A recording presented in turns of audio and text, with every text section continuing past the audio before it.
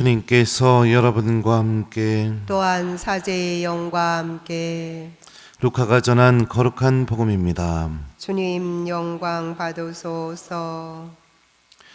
유다 임금 헤로데 시대의 아비야조에 속한 사제로서 즈카리아라는 사람이 있었다.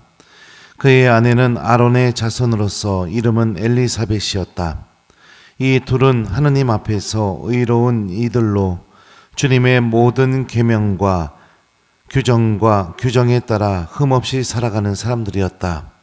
그런데 그들에게는 아이가 없었다. 엘리사벳이 아이를 못 낳는 여자였기 때문이다. 게다가 둘 다 나이가 많았다. 즈카리아가 자기조 차례가 되어 하느님 앞에서 사제 직무를 수행할 때의 일이다. 사제직의 관례에 따라 제비를 뽑았는데 그가 주님의 성소에 들어가 분향하기로 결정되었다. 그가 분향하는 동안에 밖에서는 온 백성의 무리가 기도하고 있었다. 그때 주님의 천사가 즈카리아에게 나타나 분향 제단 오른쪽에 섰다. 즈카리아는 그 모습을 보고 놀라 두려움에 사로잡혔다. 천사가 그에게 말하였다. 두려워하지 마라. 즈카리아야, 너의 청원이 받아들여졌다. 내 아내 엘리사벳이 너에게 아들을 낳아줄 터이니 그 이름을 요한이라 하여라. 너도 기뻐하고 즐거워할 터이지만 많은 이가 그의 출생을 기뻐할 것이다. 그가 주님 앞에서 큰 인물이 될 것이기 때문이다. 그는 포도주도 독주도 마시지 않고 어머니 태중에서부터 성령으로 가득 찰 것이다. 그리고 이스라엘 자손들 가운데에서 많은 사람을 그들의 하느님이신 주님께 돌아오게 할 것이다. 그는 또 엘리야의 영과 힘을 지니고 그분보다 먼저 와서 부모의 마음을 자녀에게 돌리고 순종하지 않는 자들은 의인들의 생각을 받아들이게 하여 백성이 주님을 맞이할 준비를 갖추게 할 것이다. 즈카리아가 천사에게 제가 그것을 어떻게 할 수 있겠습니까? 저는 늙은이고 제 아내도 나이가 많습니다. 하고 말하자 천사가 그에게 대답하였다. 나는 하느님을 모시는 가브리엘인데 너에게 이야기하여 이 기쁜 소식을 전하라고 파견되었다. 보라, 때가 되면 이루어질 내 말을 믿지 않았으니 이 일이 일어나는 날까지 너는 벙어리가 되어 말을 못하게 될 것이다. 한편 즈카리아를 기다리던 백성은 그가 성소 안에서 너무 지체함으로 이상하게 여겼다. 그런데 그가 밖으로 나와서 말도 하지 못하자 사람들은 그가 성소 안에서 어떤 환시를 보았음을 알게 되었다. 그는 사람들에게 몸짓만 할 뿐 줄곧 벙어리로 지냈다. 그러다가 봉직 기간이 찾아 집으로 돌아갔다. 그 뒤에 그의 아내 엘리사벳이 잉태하였다. 엘리사벳은 5달 동안 숨어 지내며 이렇게 말하였다. 내가 사람들 사이에서 겪어야 했던 치욕을 없애주시려고 주님께서 굽어보시어 나에게 이 일을 해주셨구나. 주님의 말씀입니다. 그리스도님 찬미합니다. 오소서 성령님.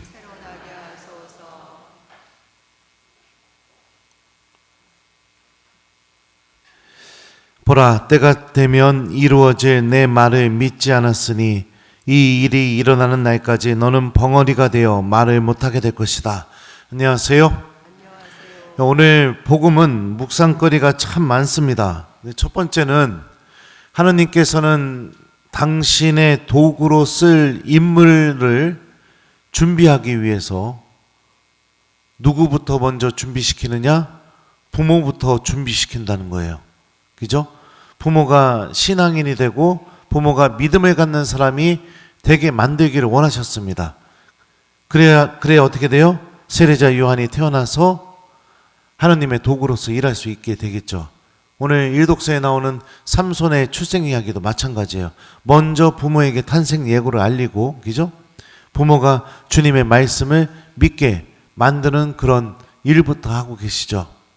다시 말하면 내 아이가 하느님의 뜻대로 잘 자라기를 바란다면 부모인 나부터 먼저 믿음을 갖는 사람이 되는 것이 중요하다. 이게 오늘 복음이 우리에게 주는 첫 번째 메시지입니다. 세상의 모든 부모들이 하느님 나라와 영원한 생명에 대한 믿음을 갖고 있다면, 진짜 믿음을 갖고 있다면요, 정말 우리 많은 아이들, 젊은이들이 신앙을 잃어버리는 일은 그렇게 많지 않았을 거라고 생각이 듭니다. 세상적인 것들, 물질적인 것들, 다른 사람들과의 비교, 이런 것들이 마음 안에 들어와서 복음적인 가치보다 하나님에 대한 믿음과 주님께서 주시는 구원, 영원한 생명보다 우선되게 되기 때문에 우리 아이들이 하나님을 많이 잃어버리게 되지 않았나, 그런 생각도 해봐요. 좀 안타깝기도 해요. 자, 하나님께서 스가랴와 엘리사벳에게 하셨던 일에 대해서 봅시다. 스가랴는 주님께서 세례자 요한의 탄생 예고를 전해주게 되자 받아들이지 않습니다. 왜 믿지 못할까요? 네? 나이가 많으니까. 아내도 나이가 많으니까. 다시 말하면 내가 살아왔던 경험, 지식, 판단, 이걸로 생각해 볼 때 불가능한 일이니까. 그러니까 믿지 않는 겁니다. 천사가 눈앞에 나타나서 얘기하는데도 믿지 않아요. 왜요? 스가랴는 우리가 여기서 한 가지 알 수 있죠. 여기서 성경에서 보면은 주님의 계명을 지키고 율법을 잘 지키는 사람이라고 스가랴에 대한 소개가 나옵니다. 하지만 그를 판단하게 만들고 지배했던 중요한 기둥 중에 하나가 무엇이었느냐? 자기 논리, 자기 경험, 이게 스가랴를 판단하게 만드는 중요한 기준이었다는 것을 알 수 있어요. 그러니까 천사가 나타나서 직접 내 눈앞에서 보여주면서 얘기하는데도 받아들이지 않죠. 현실적으로 불가능하니까. 근데 하느님은 어떤 분이시냐? 우리들의 생각, 판단, 경험, 지식, 이것과는 완전히 다른 방법으로 일하시는 분이시라는 것이죠. 믿음을 갖지 못하는 스가랴에게 가브리엘 천사는 이렇게 말합니다. 나는 하느님을 모시는 가브리엘인데 너에게 이야기하여 이 기쁜 소식을 전하라고 파견되었다. 보라, 때가 되면 이루어질 내 말을 믿지 않았으니 이 일이 일어나는 날까지 너는 벙어리가 되어 말을 못하게 될 것이다. 이 벙어리가 되다, 이 의미로 번역된 이 그리스말을 보게 되면 어떤 의미를 갖고 있냐면 침묵하다, 아무 말도 하지 않다, 입을 다물다, 말을 멈추다, 조용히 해지다, 이런 의미를 갖고 있어요.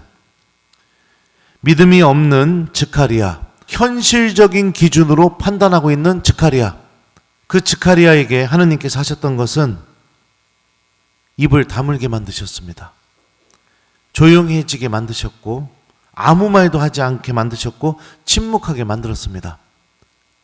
세례자 요한이 태어나서 아이의 이름을 짓게 되는 할례식 때까지 한 9개월에서 10개월 동안 침묵하게 만드셨죠. 스가랴는 침묵 속에서 하느님에 대한 믿음을 키워나가게 됩니다. 그러니까 하느님께서 부모를 특별하게 대하시는 방법이 뭐냐? 그를 침묵 안으로 초대하신 거죠. 믿음이 없는 아버지를 침묵 안으로.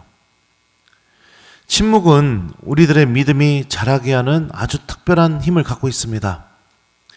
근거 없이 또 의미 없이 2시간, 3시간 떠드는 그런 수다, 그런 방법으로는 여러분들 믿음이 자랄 수가 없어요. 저는 우리 본당에 카페가 없는 것에 대해서 주님께 감사드려요. 많은 본당들이 카페를 만들어 놓습니다. 물론 좋은 기능도 있죠. 외부인들도 와서 성당에 대해서 알게 되기도 하고 교우들이 남는 시간에 서로 담소를 나누기도 하고. 근데 그 순기능만 있는 것이 아니라 또 무슨 기능이 있어요? 반대의 기능도 있어요.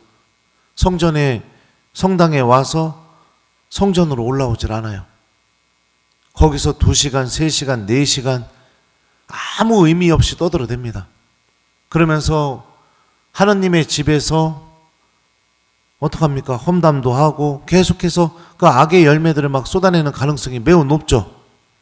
성체 앞에 앉는 시간보다 카페에서 머물러서 2시간, 3시간 아무 의미 없이 떠들어대는 그럴 가능성이 굉장히 높습니다.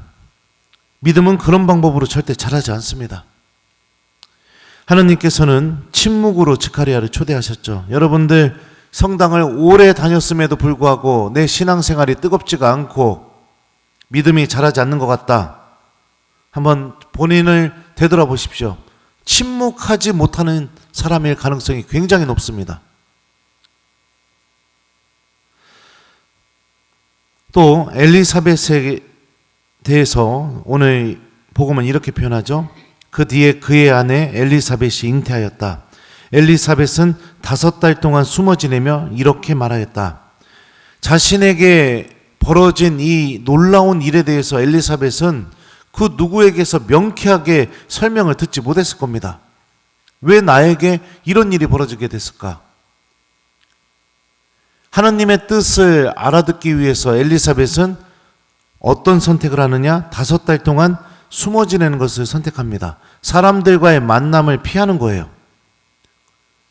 숨어 지내게 되면 어떻게 돼요? 오로지 하나님의 눈동자 안에, 주님의 시선 안에 머무는 시간을 갖게 되죠. 그리고 난 뒤에 그녀는 다음과 같이 고백합니다. 5달 동안 하나님의 시선 안에 머문 뒤에요. 내가 사람들 사이에서 겪어야 했던 치욕을 없애주시려고 주님께서 굽어보시어 나에게 이 일을 해주셨구나.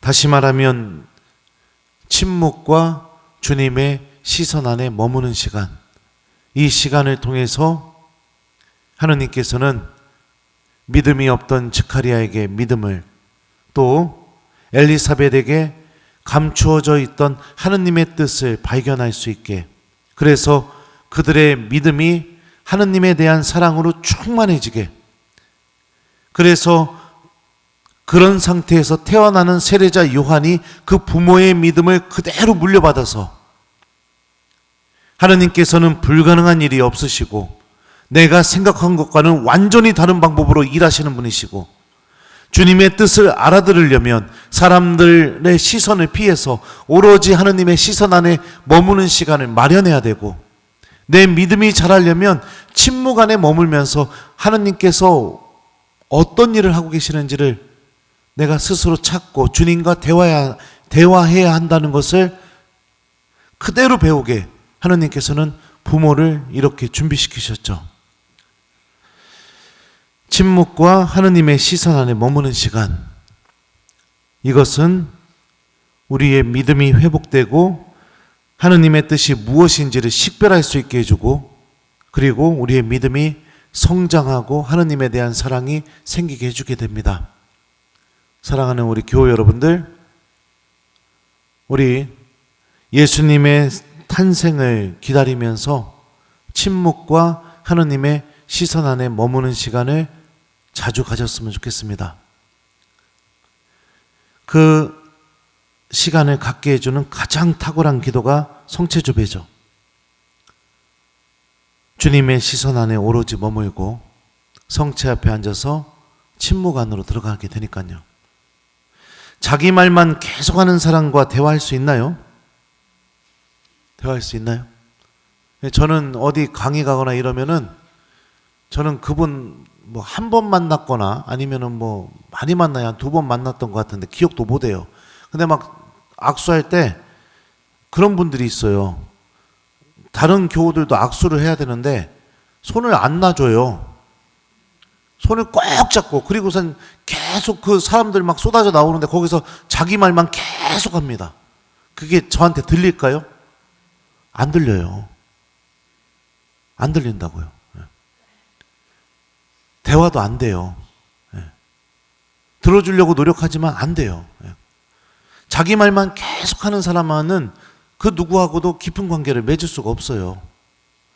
타인과 관계를 맺는데도 좋은 관계를 맺으려면 먼저 들어주는 사람이 되어야 그 사람과 관계를 맺을 수 있게 됩니다. 하나님과의 관계도 마찬가지입니다. 계속 떠들어대기만 한다면 하나님과 좋은 관계를 맺기가 어려워요. 침묵을 지키는 거, 이게 하느님과 깊은 관계로 들어가게 되는 첫 발걸음입니다. 그래서 여러분들 오늘 숙제를 아주 특별하게 주려고 하는데, 자매님들 오늘 카페 금지, 수다 금지 막 이런 거 줄까 하는데, 그러면 또 못 살겠죠. 그러면 오늘 침묵을 좀 많이 지켜보는 그런 하루를 보내기, 요거를 숙제로 줍니다. 사람들의 시선을 피해서 오로지 하느님의 시선 안에 머물고 침묵을 좀 지켜보기, 다시 말하면 성체주배 좀 해보기. 그리고 또 오늘 가급적이면 내가 좀 내 내면의 모습을 좀 들여다보고 침묵 안에서 하느님을 좀 만나는 시간을 좀 마련해보기. 성체주배 못한다 하더라도 침묵을 좀 지키면서 기도할 수 있잖아요. 그죠? 오늘 숙제는 바로 그거니까 한번 잘 실천해 보셨으면 좋겠어요. 그래서 우리도 침묵과 하느님의 시선 안에 머무르는 시간을 통해 믿음을 키우고, 우리들이 키운 그 믿음이 우리 자녀들에게 잘 전달되어서 우리 자녀들이 신앙의 빛을 다시 되찾고 하느님의 도구로 쓰일 수 있도록 주님께 오늘 하루를 그렇게 봉헌해 봤으면 좋겠습니다. 보라, 때가 되면 이루어질 내 말을 믿지 않았으니 이 일이 일어나는 날까지 너는 벙어리가 되어 말을 못하게 될 것이다. 아멘.